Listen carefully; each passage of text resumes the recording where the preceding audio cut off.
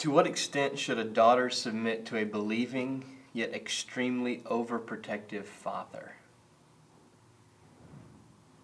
No ages mentioned? No age is mentioned. To what extent should a daughter submit to a believing yet extremely overprotective father? Well, while she's little, she should submit entirely. Children, obey your parents in the Lord, for this is right, unless he asks her to sin. I mean, the only thing that a small child should walk away from, and they should do it probably with mommy's help, is if the father says, I want to have sex with you, or some other sin. And then the child should run to mommy, run to a neighbor. So I want to just come down really hard where the Bible comes down and say, the Bible is really clear that we should submit to our parents, honor our parents.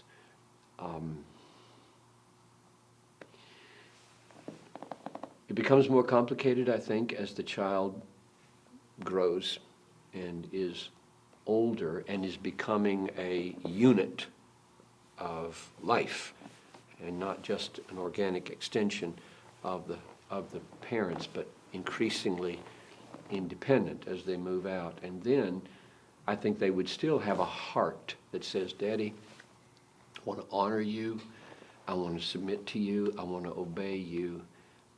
And then you ask, you try to use means of discussion, like when you say overprotective, what would that be?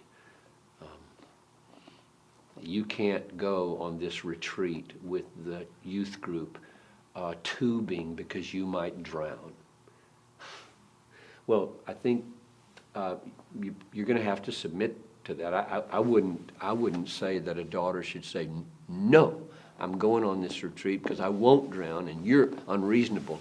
I think she would ask her mom, can you help me persuade Daddy? This seems so wrong. And I think that would be wrong. But here's the deal.